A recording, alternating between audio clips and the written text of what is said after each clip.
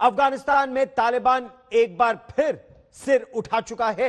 तालिबानी आतंकी सब कुछ तबाह करने की तैयारी में है, आगे बढ़ रहे हैं ताकि उनका वर्चस्व अफगानिस्तान में भी कायम हो सके। इस नापाक तालिबानी मंसूबे की वजह से हिंदुस्तान की चिंता भी बढ़ गई है। सरकार ने किसी भी हमले से बचाने के लिए रिटर्न फ्लाइट से भारतीय, चाहे वो वाणिज्य उच्चायोग में काम कर रहे लोग हो या बाकी अधिकारी हो, मज़ारे शरीफ से उन्हें स्वदेश लौटने का आदेश दिया है। वाणिज्य दूतावास के स्टाफ आज वापस आ भी गए हैं।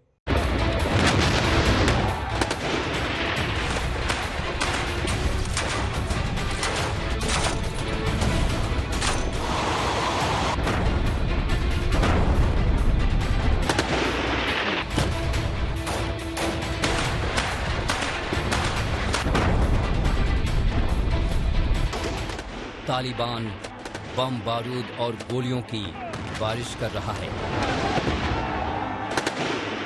तो अफगान सेना भी मुंहतोड़ जवाब दे रही है।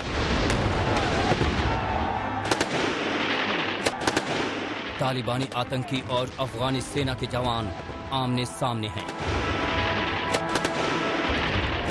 ज्यादातर अफगानिस्तान वॉर जोन बना हुआ है। हालात विभत्स हैं। बेगुनाहों की जिंदगी पर बम बारूद बरसा है। एक बार फिर तालिबान सिर उठा चुका है और बड़ी चुनौती बन गया है। अब तक जो तालिबान ने किया है उस पर पूरी दुनिया चिंतित हो उठी है। अफगानिस्तान से सटे ताजिकिस्तान बॉर्डर की ये तस्वीरें तनाव की गवाही दे रही हैं।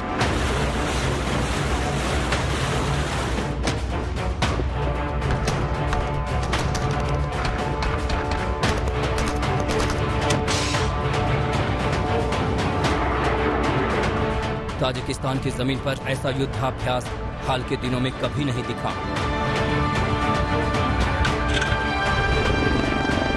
रूस और उज़्बेकिस्तान के साथ मिलकर ताजिकिस्तान की सेनाओं ने तोपों का मुंह मोड़ दिया है। जमीन से आसमान तक सिर्फ और सिर्फ बारूदी बारिश हो रही है। उत्तरी अफगानिस्तान से लगी सीमा पर ताजिकिस्तान तालिबानी एक्शन को लेकर चिंतित है। किसी भी मुश्किल हालात से निपटने के लिए ही तीन देशों का ये संयुक्त युद्धाभ्यास चल रहा है। सवाल है कि तालिबान से निपटने की इतनी बड़ी तैयारी क्यों? क्या अफगानिस्तान के लड़ाके काफी नहीं? तो इसका जवाब भी जान लीजिए। अफगानिस्तान के करीब 70% हिस्से पर कब्जा कर चुका है तालिबान। अब तक 8 अहम प्रांत की राजधानियों पर कब्जा कर चुका है तालिबान। ताज़ा जानकारी के मुताबिक तालिबान ने अब बादख्शान प्रांत की राजधानी फैजाबाद पर भी कब्जा कर लिया है। एक दिन पहले उत्तरी प्रांत बगलान की राजधानी पुले खुमरी पर कब्जा किया। कई अन्य प्रांत की राजधानियों पर तालिबान की नजर है। ज्यादातर अहम शहरों में तालिबान और अफगान सेना आमने सामने हैं। ये तालिबान की बारूदी प्लानिंग का हिस्सा है जो कुछ हद तक पूरा हो चुका है। इस दहशत का अंत कब होगा कोई नहीं जानता। अफगानिस्तान में लाशें गिनी जा रही हैं। जब तक अमेरिकी फौज थी तालिबानियों का दंश कुछ कम था, लेकिन अमेरिकी सैनिकों की हो रही वापसी के साथ ही तालिबान अपनी ताकत दिखाने लगा है। अभी अफगानिस्तान में महज 2500 अमेरिकी जवान ही बचे हैं। हालांकि अमेरिकी एयरफोर्स के लड़ाकू विमानों के रडार पर अभी भी तालिबानी ठिकाने हैं। अफगानी और अमेरिका एयरफोर्स के बम वर्षक विमान एयर स्ट्राइक कर रहे हैं, फिर भी तालिबान डटा हुआ है। जिन प्रांतों की राजधानियों पर तालिबान ने कब्जा किया है उनमें मज़ार शरीफ भी शामिल है। हालांकि अफगान सेवा दावा कर रही है कि तालिबान के कब्जे को उन्होंने विफल कर दिया है, लेकिन भारत अपने अधिकारियों और कर्मचारियों को लेकर कोई जोखिम नहीं लेना चाहता। लिहाजा सरकार ने मज़ार शरीफ में मौजूद भारतीय वाणिज्य दूतावास के तमाम स्टाफ को कल वापस लाने का फैसला किया और आज सभी को एक स्पेशल फ्लाइट से बुला लिया गया।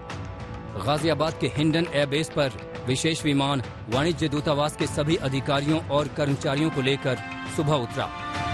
तालिबान जिस तरीके से अफगानिस्तान के अलग अलग शहरों में कब्जा करता जा रहा है, वैसे में वहां रह रहे भारतीयों को वापस लाना केंद्र सरकार की बड़ी जिम्मेदारी बनती जा रही है।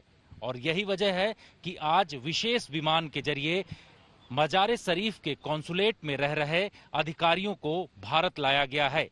इससे पहले जुलाई के महीने में ऐसे ही कंधार से कई अधिकारियों और सुरक्षा अधिकारियों को अफगानिस्तान से भारत लाया गया था। उधर भारतीय दूतावास ने अफगानिस्तान के अलग अलग प्रांतों में फंसे भारतीयों के लिए बाकायदा एडवाइजरी जारी की है। लोगों से कहा गया है कि वो अफगानिस्तान के अलग अलग इलाकों से जाने वाली कमर्शियल फ्लाइट्स पर भी नजर रखें और तुरंत भारत लौटने की कोशिश करें। सभी भारतीयों को सलाह दी गई है कि वो दूतावास की वेबसाइट पर खुद को तुरंत रजिस्टर करें। अफगानिस्तान में तालिबान के बढ़ते कदम भारत के लिए बहुत ही बड़ा चिंता का विषय बन चुका है। जहां एक तरफ जुलाई में भारत ने कांदाहार कॉन्सुलेट को इवैक्यूएट कर दिया था, वहीं मज़ार शरीफ में भी जो भारत का कॉन्सुलेट है, वहां पे डिप्लोमेट्स और स्टाफ को भारत वापस ले आया गया है। एक सिक्योरिटी एडवाइजरी भी जारी किया है भारत के दूतावास ने काबुल में कि जितने भी भारतीय हैं अफगानिस्तान में, वो जल्द से जल्द वापस भारत जाने की तैयारी करें। दूसरी बात, जितने भी कंपनीज हैं जो भारतीयों को एम्प्लॉय करते हैं, वो उनके एम्प्लॉयमेंट को विथड्रॉ करें और उनको वापस भारत भेजें। और तीसरी बहुत इम्पोर्टेंट बात कि इंडियन मीडिया जो अफगानिस्तान जाती है, उनको सही तरीके से जो इंडियन एम्बेसी ऑफिशियल्स हैं और सही डिपार्टमेंट है, सिक्योरिटी डिपार्टमेंट, वहां पर अपना पूरा डिटेल्स देना होगा और अफगानिस्तान की सरकार को भी अपने सारे डिटेल्स देने होंगे। ये सारे प्रिकॉशंस लेना जरूरी है। खतरा सिर पर मंडरा रहा है। अब तक राजधानी काबुल भी महफूज नहीं, क्योंकि हाल के दिनों में धमाके कर तालिबान ने अपना मंसूबा बता दिया है। अशरफ वानी और गीता मोहन के साथ ब्यूरो रिपोर्ट, आज तक। पूर्व अमेरिकी राष्ट्रपति बराक ओबामा ने ही अफगानिस्तान से फौज हटाने का ऐलान कर दिया था। इस समय जो बाइडेन, जो अमेरिका के राष्ट्रपति हैं, उनके आने के बाद यह काम करीब करीब पूरा हो जाएगा 11 सितंबर यानी 9/11 की बरसी को। इसी का फायदा उठाकर पाकिस्तान सरकार और सेना की शह पाते हुए तालिबान अपने तेवर दिखा रहा है। तालिबान इस समय तेजी से अफगानिस्तान में अपने पांव पसार रहा है और कई सूबे, कई बड़े शहर तालिबान के कब्जे में आ भी चुके हैं।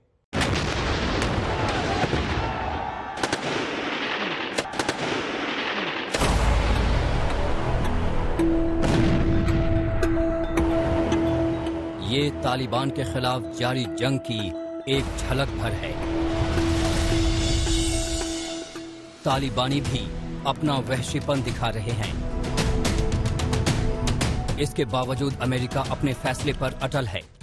राष्ट्रपति बाइडेन कह रहे हैं कि अब सेना वापसी का फैसला बदलना मुमकिन नहीं। मतलब साफ है, तालिबान का दमन फिलहाल नहीं थमेगा। गंभीर हालात के बीच अफगानिस्तान के राष्ट्रपति अशरफ गनी मज़ार शरीफ में हैं।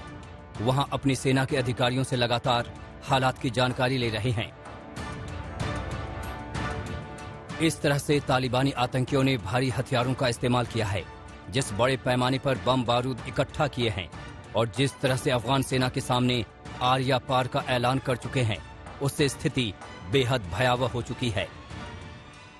मैं तो मानता नहीं हूं कि अब इस स्टेज पर कोई भी बातचीत का फायदा होगा। मेरे ख्याल ये एक ढकोसला है, ये एक धूल झोंकने की कोशिश है सबकी आंखों में, दुनिया को दिखाने के लिए कि तालिबान बातचीत से गुरेज नहीं करते। लेकिन मैं नहीं मानता कि वो बातचीत में संजीदा हैं। मेरा मानना ये है कि वो बड़ी तेजी से जो जमीनी स्तर पर हालात हैं, वो युद्ध के जरिए उसको बदल रहे हैं। दुनिया को उन्होंने ट्रक की बत्ती के पीछे लगाया हुआ है बातचीत की सारी पेशकश करके। अगर बातचीत आगे बढ़ती भी है, उससे भी क्या तालिबान अपनी जंगबंदी कर देंगे, वहां पर जो उनके लड़ाके हैं उनको पीछे हटा लेंगे और जगहों पे कब्जा करना बंद कर देंगे। अगर तो वो ये सब कुछ करते हैं तो देखा जाएगा, लेकिन मुझे नहीं लगता कि इस स्टेज पर, जबकि उनको ये महसूस हो रहा है कि वो बिल्कुल विजय के बिल्कुल करीब हैं, वो कोई भी ऐसी चीज करेंगे जिससे उनका जो मोमेंटम बना हुआ है वॉर का, जंग का, वो मोमेंटम को नहीं तोड़ेंगे वो। एक वक्त में अमेरिकी फौज अफगानिस्तान में चप्पे चप्पे पर तैनात थी। 30,000 से ज्यादा अमेरिकी जवान तालिबान पर नकेल कसे हुए थे, लेकिन अब हालात बदल चुके हैं। वहां अब सिर्फ 2500 सैनिक बचे हैं। उन अमेरिकी सैनिकों का बेस हुआ करता था बगराम। अब वहां से अफगान सेना मोर्चा संभाल रही है।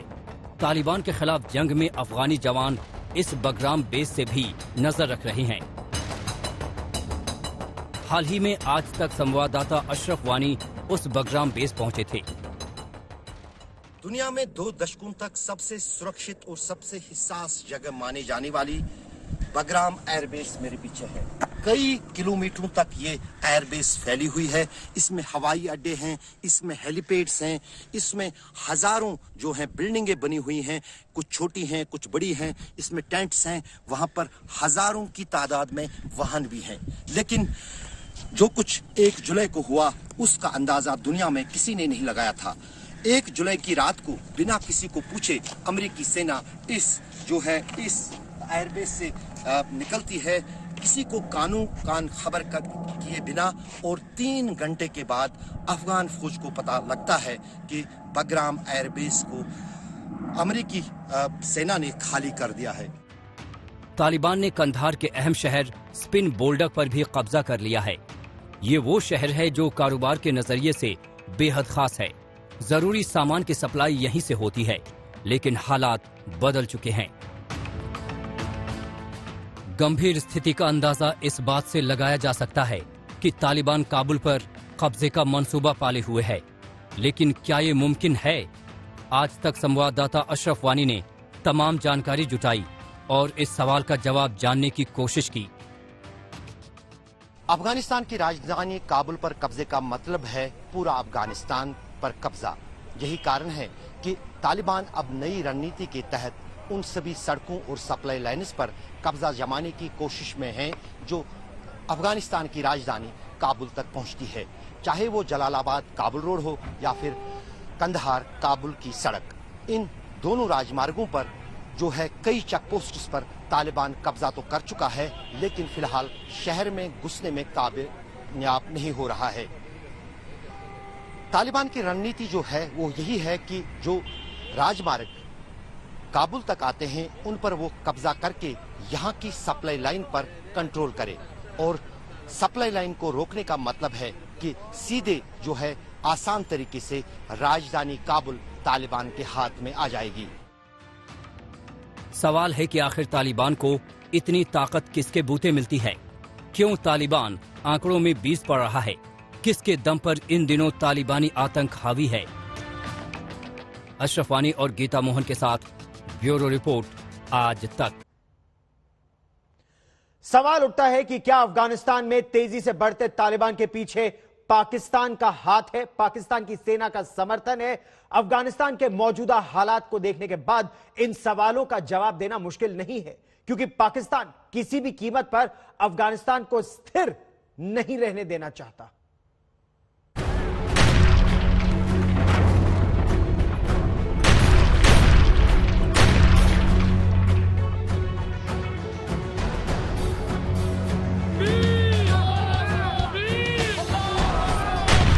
क्या तालिबान का एनर्जी बूस्टर बन गया है पाकिस्तान?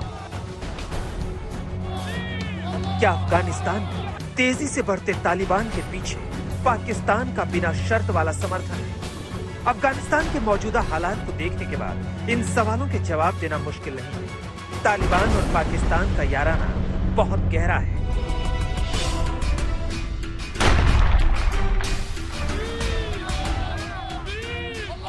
ज्यादा पुरानी बात नहीं जब अशरफ गनी ने सबूतों के आधार पर तालिबान से पाकिस्तान के रिश्तों का खुलासा किया था और इमरान खान को कोई सटीक जवाब देते नहीं बना था। Over 10,000 jihadi fighters from Pakistan and other places in the last month, as well as support from their affiliates in the transnational terrorist organization. To blame Pakistan for what is going on in Afghanistan, I feel, is extremely unfair. I came to Kabul. Why would I come to Kabul if I was not interested in peace?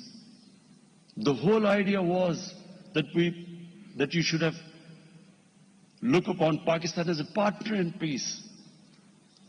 And I feel really disappointed that we have been blamed. जुलाई में अफगानिस्तान के सरकारी सूत्रों के हवाले से दावा किया गया था कि तालिबान की मदद के लिए पाकिस्तानी आतंकवादियों को पाकिस्तानी खुफिया एजेंसी आईएसआई की तरफ से लगातार निर्देश दिए जा रहे हैं।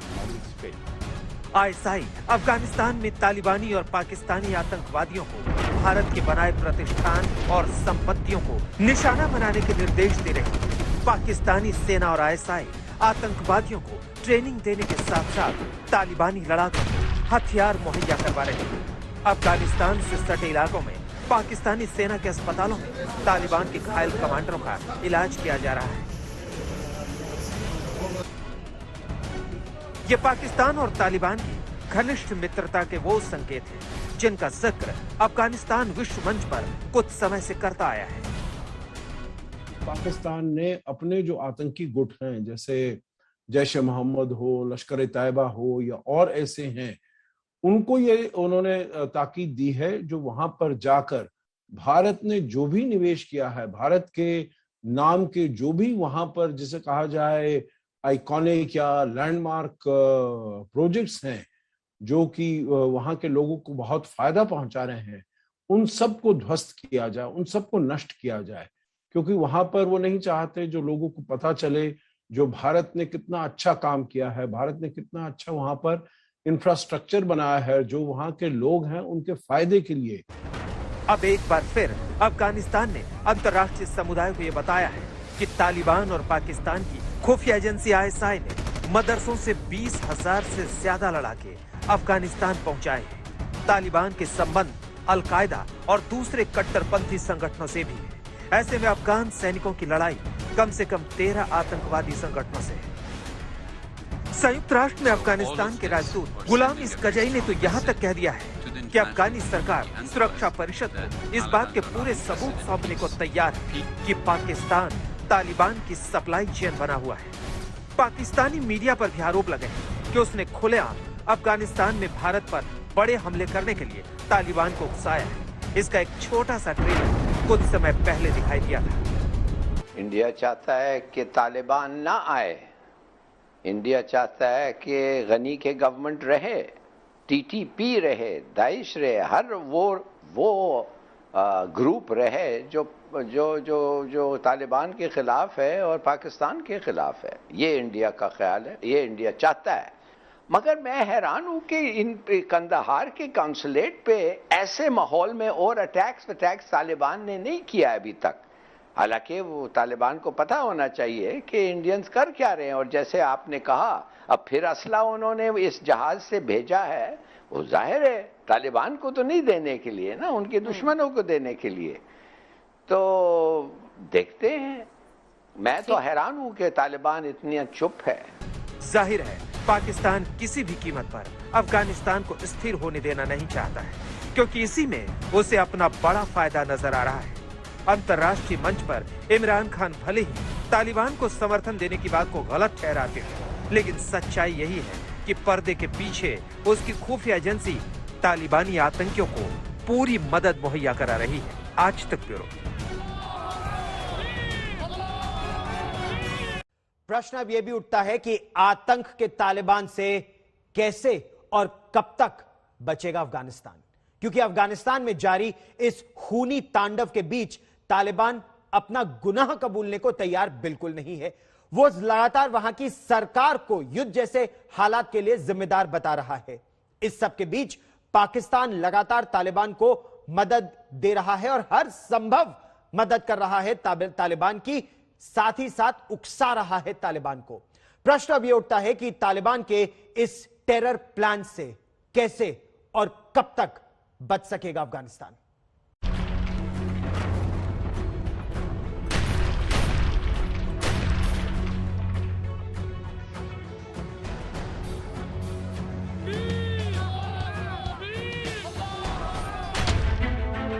एक एक कर तालिबान अफगानिस्तान के प्रांतों पर कब्जा कर रहा है। बम गोला बारूद का दौर थमता नहीं दिख रहा। सवाल है कि दोहा में बातचीत के बीच ये युद्ध जैसा हाल क्यों? क्योंकि तालिबान ने प्रांतों पर कब्जा शुरू कर दिया। आज तक संवाददाता गीता मोहन के सवाल पर तालिबान का जवाब भी सुन लीजिए। First, what was the need for the Kabul administration to announce a 6 month of military operation against us? What is the need of their saying of killing hundreds of the Taliban members as they claim every day? So this started by them. They initiated the offensive. Afghanistan में जो कुछ हो रहा है वो किसी से छिपा नहीं है। तालिबान चाहे लाख सफाई दे, लेकिन ऐसे मंजर को कैसे अनसुना किया जा सकता है? आंकड़े बताते हैं कि इस अघोषित युद्ध में 14 अप्रैल से अब तक करीब 4000 अफगान जवानों की मौत हो चुकी है। 1600 जवानों को तालिबान बंधक बना चुका है। करीब 2300 आम नागरिकों की जान जा चुकी है, जबकि करीब 7000 सेना के जवान और 2200 आम लोग जख्मी हो चुके हैं। ताज़ा जानकारी के मुताबिक बीते 24 घंटे में करीब 440 तालिबानी आतंकी भी मार गिराए गए हैं। इन सब के लिए तालिबान सरकार पर ही उंगली उठा रहा है। It's because the head of the Kabul administration announced a 6-month military operation against us on the day of Eid. You may know about that. And after that, they started bombing our position, not only our position, but also they bombed hospital, clinics, schools, and markets of the common people. So it was our reaction. We reacted to his military operation, and then when we reacted, they started evacuating cities, provincial cities, and other cities, and we captured up to now 9 provincial cities.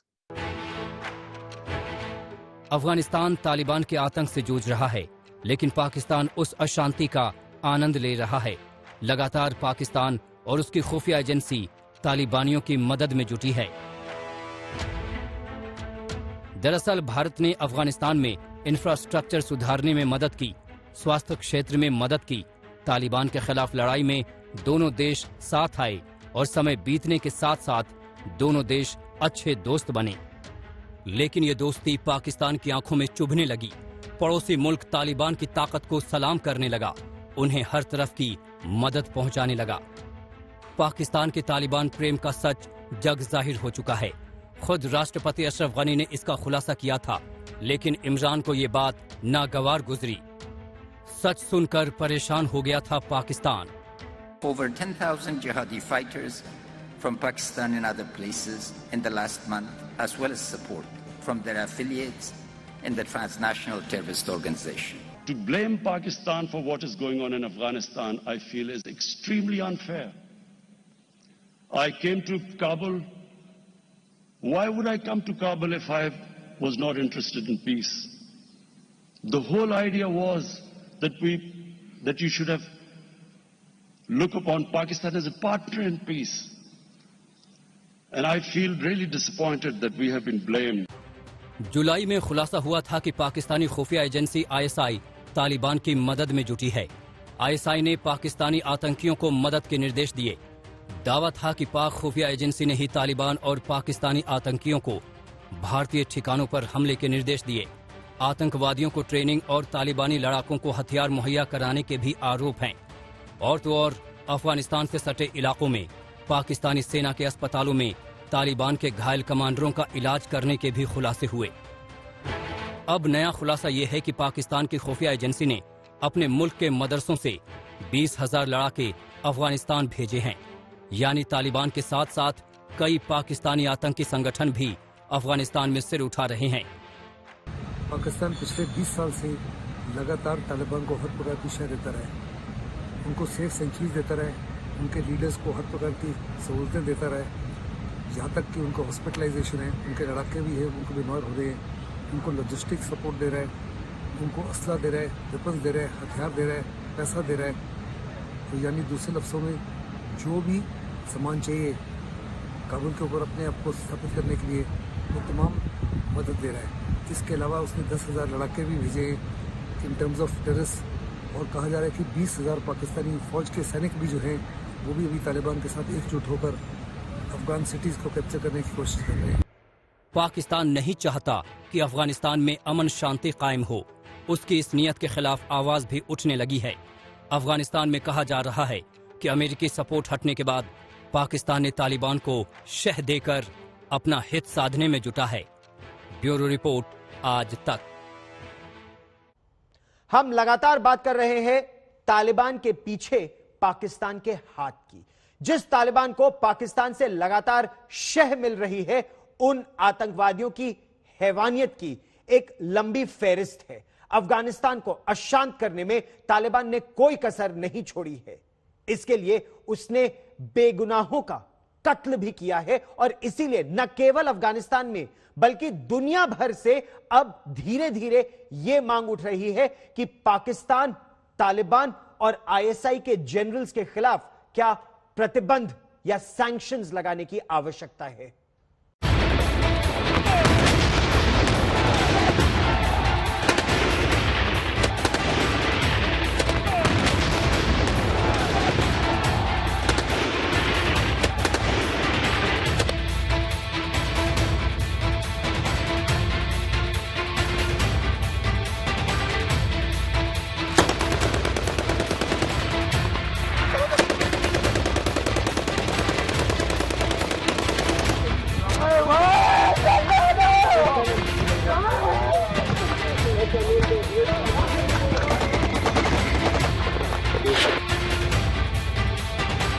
Afghan फौज के साथ आमने सामने की लड़ाई से एक तरफ तालिबान जहां लगातार अपनी ताकत बढ़ाता जा रहा है, वहीं शरिया कानून की आड़ में वो जब चाहे जहां चाहे बेगुनाहों की जान ले रहा है।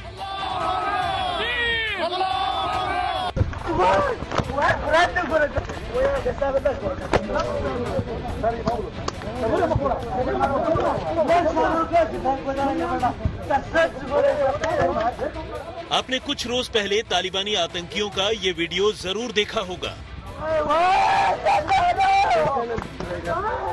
जिसमें बीसियों सिरफिरे दहशतगर्द एक नौजवान को सजा देने के नाम पर उसे संगसार कर रहे थे। पत्थरों से मार मार कर उसकी जान ले रहे थे।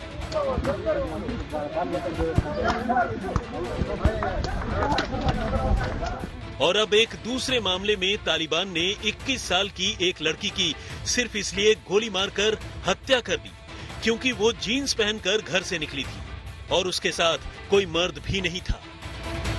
अफगानिस्तान के उत्तरी छोर पर मौजूद बल्ख प्रोविंस में हुई एक बेगुनाह लड़की के कत्ल की इस वारदात ने पूरी दुनिया को सन्नाटे में ला दिया है। खासकर अफगानिस्तान के आम लोग और महिलाएं बेहद डरी हुई हैं। लेकिन ये तो वो वारदात है जो लोगों की निगाहों में आ गई और जिसे तमाम पाबंदियों के बावजूद बेनकाब करने में मीडिया कामयाब रहा। हाल के दिनों में तालिबान ने अफगानिस्तान में जिस तरह चुन चुनकर अपने विरोधियों और तरक्की पसंद लोगों की जान ली है, वो बेहद भयानक है। और आने वाले दिनों में अफगानिस्तान में तालिबान का राज कैसा होने वाला है, उसकी झलक दिखाता है। सरकार के मीडिया और सूचना निदेशक का कत्ल,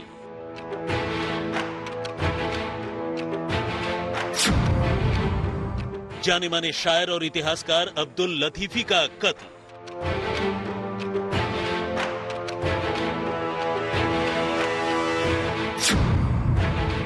कॉमेडियन नजर मोहम्मद की भी तालिबान ने ली थी जान।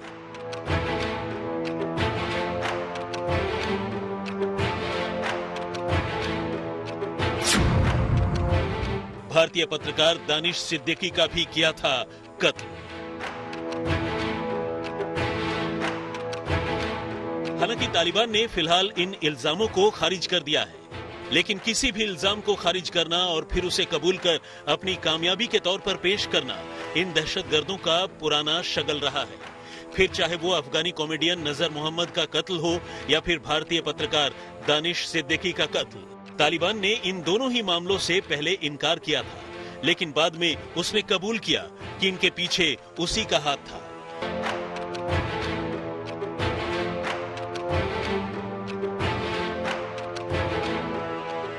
अब आइए कुछ नामचीन लोगों को निशाना बनाए जाने की तालिबानी नीति की बात करते हैं। तालिबान ने हाल ही में मीडिया और सूचना निदेशक दावा खान मेनपाल की गोली मारकर जान ले ली। अफगानिस्तान सरकार के मीडिया और सूचना निदेशक दावा खान मेनपाल लगातार अफगान सरकार की बातों और स्टैंड को लेकर ट्वीट किया करते थे। दावा खान मेनपाल तालिबान को मिल रहे पाकिस्तानी शह को लेकर भी बहुत बेबाक थे, जिससे वो तालिबान की आंखों में किसी कांटे की तरह खटक रहे थे और आखिरकार आतंकियों ने मौका मिलते ही उनकी जान ले ली। हद तो यह है कि दावा खान के कत्ल के बाद तालिबानी प्रवक्ता जबीउल्लाह मुजाहिद ने पूरी बेशर्मी से कहा कि उसे उसकी करतूतों की सजा दी गई। इसी तरह तालिबान ने जाने माने शायर और इतिहासकार अब्दुल लतीफी की भी जान ली। लतीफी की हत्या आतंकियों ने उर्जगान के चोरा शहर में गोली मारकर की।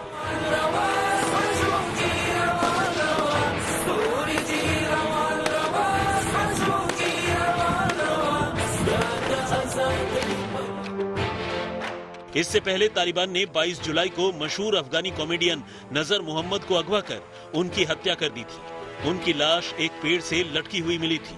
नजर मोहम्मद के कत्ल से पहले तालिबान इनकार कर रहा था, लेकिन बाद में जब उनको अगवा किए जाने का तालिबानी आतंकियों का एक वीडियो सामने आ गया, तब तालिबान ने यह कबूल किया कि हाँ, उसके आतंकियों ने ही नजर मोहम्मद की हत्या की। तालिबान ने ठीक ऐसा ही भारतीय पत्रकार दानिश के कत्ल के मामले में भी किया था। आतंकियों ने उन्हें पहचान लेने के बाद तड़पा तड़पा कर उनकी जान ली।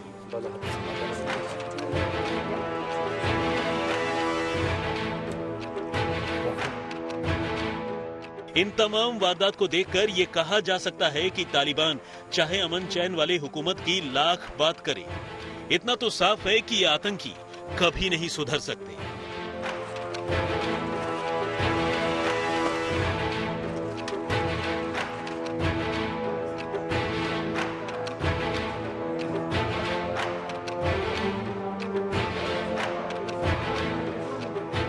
आज तक ब्यूरो।